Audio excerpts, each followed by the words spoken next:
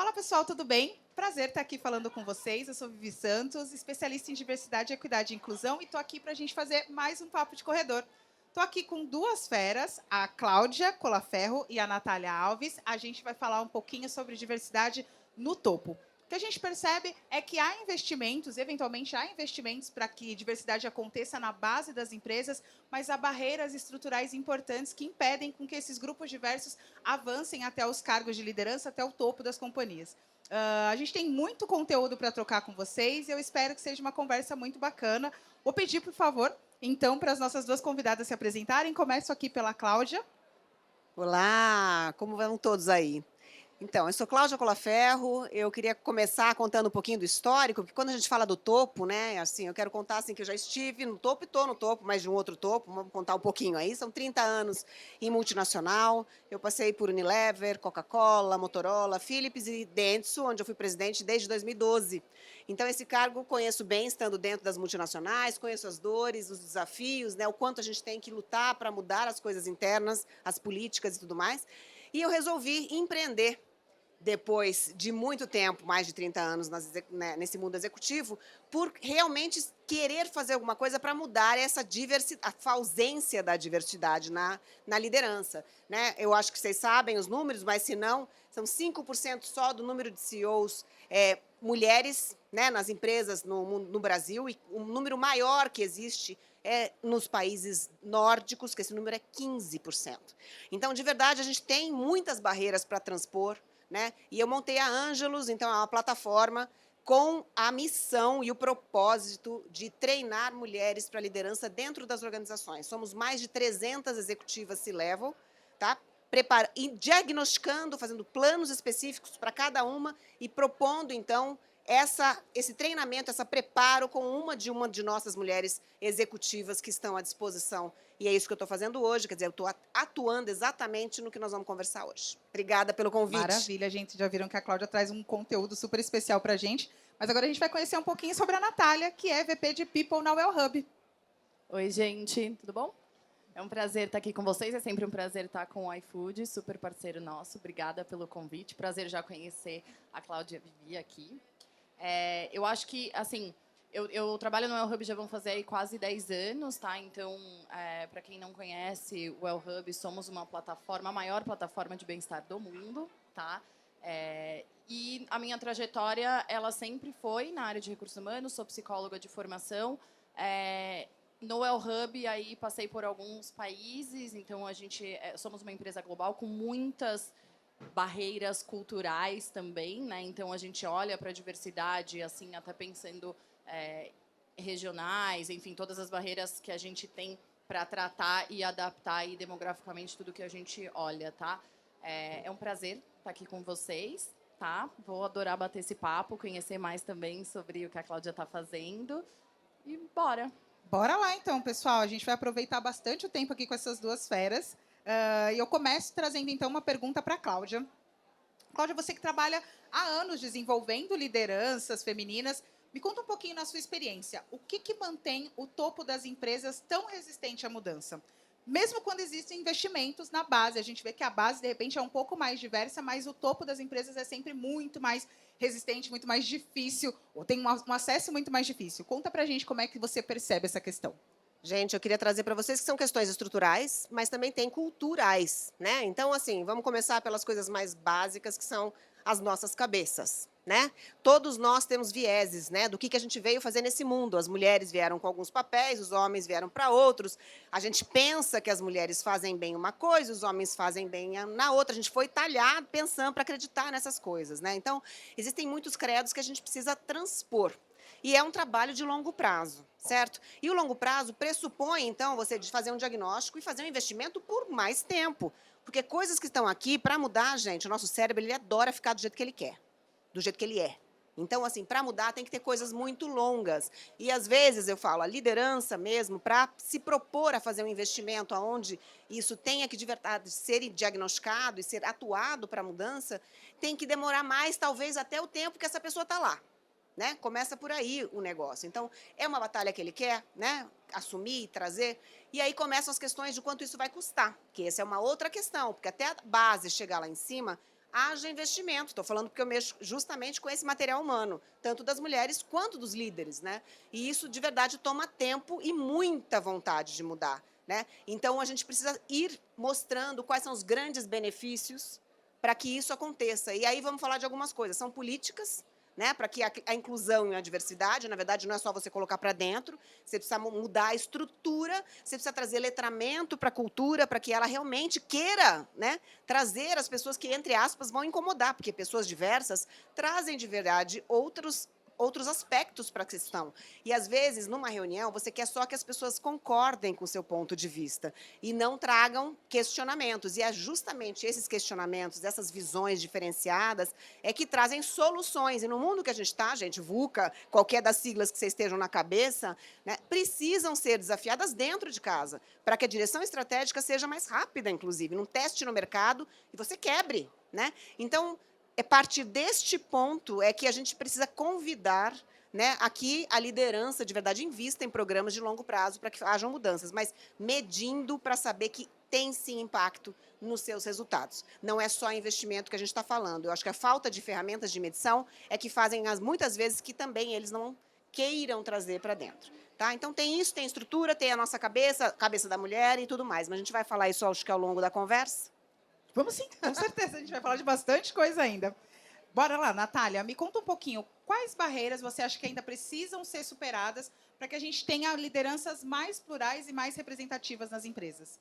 Tá. Eu acho que a Cláudia já trouxe a questão das barreiras estruturais, né? Estruturais e culturais. Muitas vezes, quando a gente fala de ascensão de carreira, a gente acaba, de fato, refletindo exatamente as pessoas que já estão no poder, né? Esse mesmo perfil.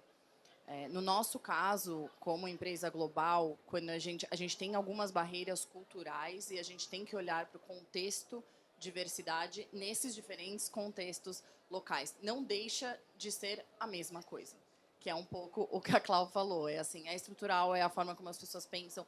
A falta de investimento, ela é refletida em como a gente não dá suporte para esses grupos subrepresentados para que se desenvolvam. Então, a gente está falando aqui de investimento financeiro mesmo, que ainda é enxergado como custo e não como investimento, né? Então, muita gente ainda não vê em 2025, não entende que diversidade dá retorno, né?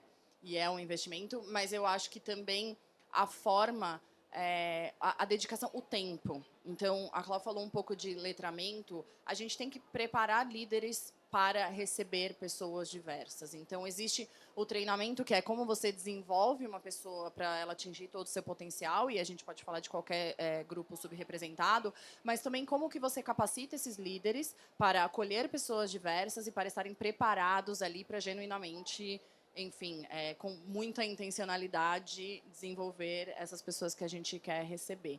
Então, acho que é um pouquinho isso, a gente vai falar mais, mas...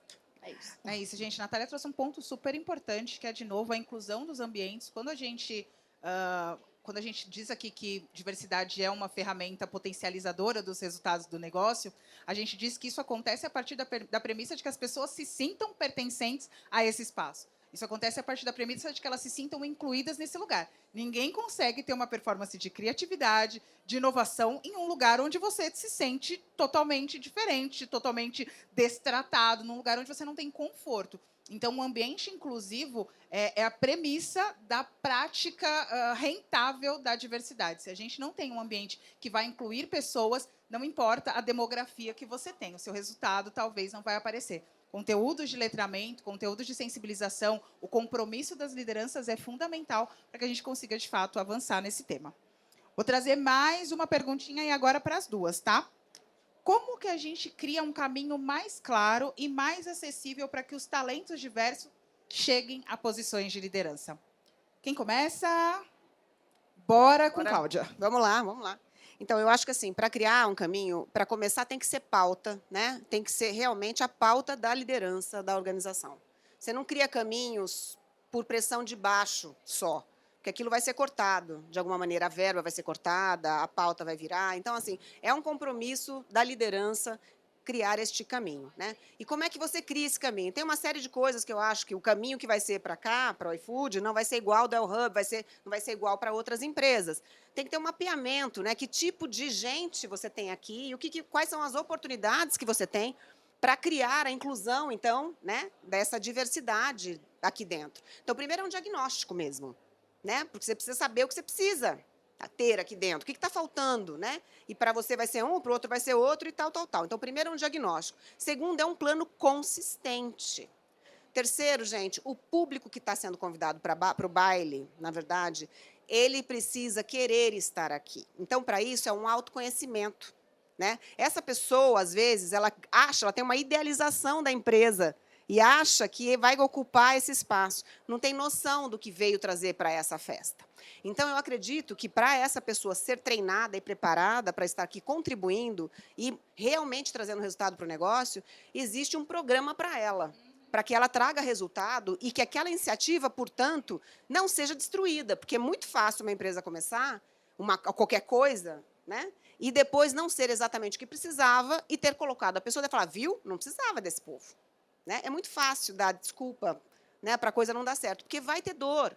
Né? A mudança traz dor. Você já fez musculação? Quando você começa o negócio, você sai no outro dia dolorido. E é sobre isso. Qualquer mudança que você queira trazer no seu corpo, vai ter um investimento, tem que ser um investimento de longo prazo e vai ter dor.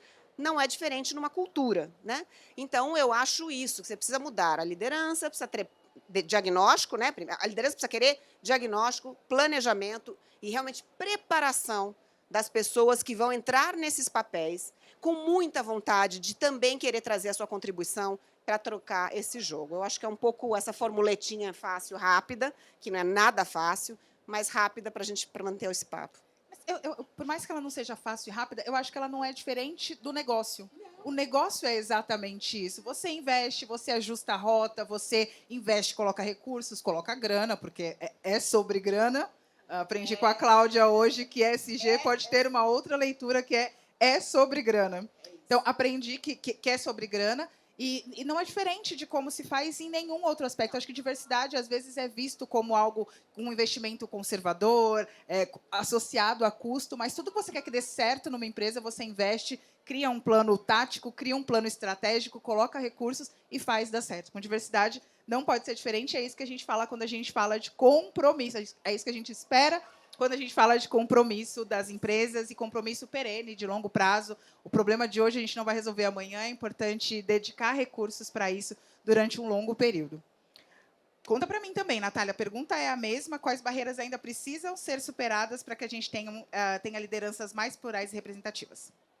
Eu acho que um ponto que a Cláudia já falou é um pouco do, enfim, desenvolvimento. Eu acho que uma palavra que a gente fala bastante, que ela também cobriu muito bem, é intencionalidade. Gente, precisa querer.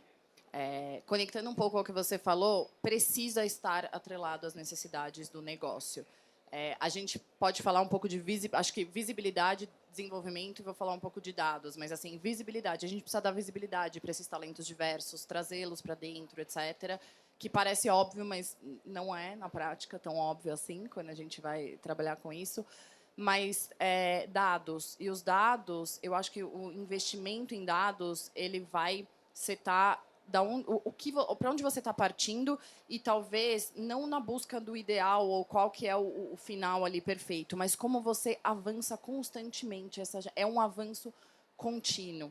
E aí, falando da intencionalidade, para mim, ela parte de um lugar de queremos avançar sempre, não importa se é perfeito onde a gente vai chegar, mas o reconhecimento de que é uma jornada de muito aprendizado, de se reinventar. Então, assim, para mim, a gente vai estar sempre falando de dados, porque aí, e falando um pouco da nossa experiência, assim, eu preciso entender onde estão as minhas maiores lacunas, para eu poder, de fato, ter um plano estratégico para chegar, para avançar, enfim, para avançar de forma consistente, né? Então, você chega no geral e sempre vamos melhorar mulheres na liderança, vamos fazer isso e aquilo. Tá. Você precisa ter um plano estruturado, você precisa focar, e para isso você precisa de dados. Então, investimento em dados, para mim, conecta muito mais com o negócio e você consegue conversar mais a linguagem do negócio, porque você começa a mensurar o impacto das suas ações, etc. Mas eu acho que seria isso. Então, desenvolvimento, visibilidade e dados para a gente agir um pouco mais com um propósito e de forma mais assertiva para, de fato, mover essa agenda, porque senão vira aquele diversidade, né? Que a gente sabe como é que é. Ah, inglês vê, né? Bora lá, então. Cláudia, tem mais uma pergunta para você. Quais estratégicas e práticas você já viu funcionarem para romper a barreira e levar a diversidade para o topo? Bom, gente, eu faço essas reuniões diariamente com a liderança, né? E aí eu falo que tem 3 tipos de pessoas que eu encontro nesse caminho de levar a equidade de gênero, vamos mulherar, para as organizações, né? Falar com quem já acredita é fácil. Então, essa pessoa, a gente já convencida não, que já crê que isso é sobre grana, essa pessoa a gente chega, se apresenta e meio que já fechou só no olhar. O segundo perfil é aquele que precisa ser convencido, né? E essa pessoa que precisa ser convencida, o que eu trago é justamente dados, né? Então, normalmente, é uma conversa, eu já tive nesse lugar, então não é um embate, né? Eu sempre tive chefes homens, então tem um discurso muito respeitoso e com empatia nessa escuta, e eu tento entender qual é a dor dessa pessoa, onde é que o negócio está precisando de esforço, quais são os percentuais dessa diversidade dentro do negócio dele, e por quanto tempo tem sido assim, e o que ele está fazendo para mudar. E, normalmente, aí é que a gente vai entendendo que tem uma oportunidade ou outra, e como é uma conversa e ele está querendo ser convencido, eu trago os dados, a gente tem aí impactos, né, que a gente já tem os números, 60% em resultados, 56% em branding, 40% em ganho de cliente, enfim, está cheio de dado para comprovar que realmente ter essa amplitude de pontos de vista impacta o negócio dele. Então, se o cara quer conversar, a gente tem um montão de coisas que a gente vai tateando e a gente acha, então, o programa que seria melhor para aquela organização. Aquela pessoa que não está tendo essa abertura é por constrangimento que a conversa vai acontecer, e aí o meu lugar de fala talvez não me ajude, que sou mulher, né? Aí a gente precisa pedir ajuda para os universitários, a gente precisa pedir para os homens falarem com essa pessoa, pessoas que já estão convencidas, que falem e nos ajudem nessa interlocução. Então, aqui o que eu falo é, existem as empresas, as pessoas que têm o propósito, os que já acreditam, né, que podem ajudar nesse jogo para a mudança no topo, e eu convido, portanto, a todos vocês que têm isso como claro, que ajudem e façam a mudança no seu entorno, dentro das organizações. Não é só a pessoa que vai mudar, a pessoa não é um ditador, né? Então, pode ser convencido pelo seu entorno, ele pode ter essas conversas, que às vezes não vai ser com uma pessoa de fora, mas pode ser com uma pessoa de dentro que ele confie. Então, as pessoas podem mudar, né? Aquela coisa de Gandhi, né? Seja a mudança que você quer ser na sua vida, né? Então, convido aí a audiência para realmente abraçar a sua causa, o seu propósito e tentar fazer essa mudança perto de você, que começa por onde você trabalha. É isso. Mudança começa com a gente, né? Natália, vamos lá. Quando falamos de mudar o topo, também falamos de mexer em estruturas de poder. Como que faz para lidar com a resistência interna sem perder o engajamento?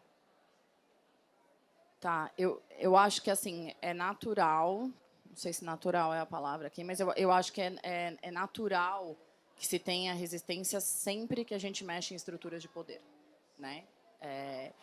Quando a gente fala um pouco de diversidade, eu acho que a gente tem que sair um pouco do discurso e a gente tem que criar uma certa conexão, um pouco mais de escuta também, até para entender de onde vem essa resistência. Tem muito discurso pronto, tem a questão dos vieses, é a forma como essas pessoas foram pouco letradas, é um pouco que a gente volta no cultural, estrutural, tá? Mas como que a gente, nas barreiras que a gente falou um pouco ali no comecinho, quando a gente traz essa conexão, entende do tipo, por quê? Por que não podemos avançar? O que te fere? Eu acho que a gente se aproxima desses líderes, tá? E essa resistência, ela acaba diminuindo, para mim, quando você capacita, de novo, os líderes, e a gente fala um pouco aqui de treinamento, para que eles se sintam preparados. Porque eu acho que a Clau falou isso, assim, tem uma questão de que quem não entra na onda vai entrar por constrangimento. Você seta o tom que você quer para a sua organização. Diversidade faz parte da cultura. Então, assim, se sentem pertencentes as pessoas que estão alinhadas com a sua cultura, e se a tua cultura preza por diversidade, quem não preza por isso não pertence, certo? Então, aí vai um pouco no ou eu entro nesse jogo ou não. Aos que já estão engajados, eu acho que a gente usa eles aí como multiplicadores, embaixadores, enfim, agentes transformadores. mas a agenda acaba sendo um pouco mais fácil quando você seta isso como a cultura da sua empresa. A resistência acaba diminuindo quando os líderes se sentem preparados para receber. A gente tem ter times plurais e diversos é um desafio. Pessoas são assim, você tem que, eu falo, para ser líder, você não tem que só gostar de pessoas. Você tem que gostar de pessoas, você tem os desafios do dia a dia, você tem que ter muita intenção, você tem que aprender e você tem que estar aprendendo e assim reconhecer que você não sabe tudo o tempo inteiro. Então, assim, essa abertura para essas pessoas entrarem numa jornada de vulnerabilidade, até certo ponto reconhecerem que não estão prontas, de repente, para receber todo tipo de diversidade, eu acho que é um grande ponto de partida, abrir esses espaços mais seguros para essas conversas um pouco mais reais, sabe? E aí você consegue direcionar um pouco e ter aí, de repente, uma área que consiga fornecer algumas ferramentas para capacitação.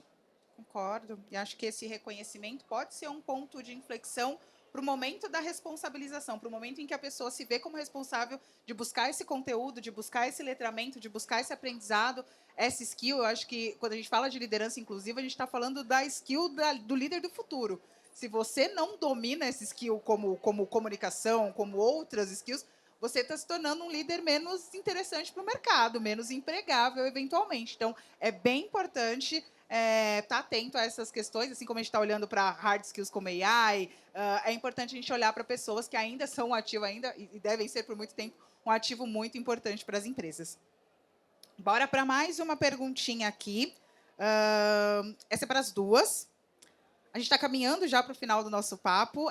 Eu queria aproveitar para deixar esse espaço aqui, tanto para a Cláudia quanto para a Natália, para elas trazerem as considerações finais delas, para trazerem aqui um pouco mais de informação sobre a Well Hub, sobre a Angelus e tudo que elas quiserem. E já queria, desde já, agradecer vocês, convidar vocês para ficarem sempre atentos aqui nos conteúdos, seguir o iFood Benefícios nas redes, seguir o Acrescenta, que é o nosso hub de conteúdos, e ficar atento no nosso Papo de Corredor.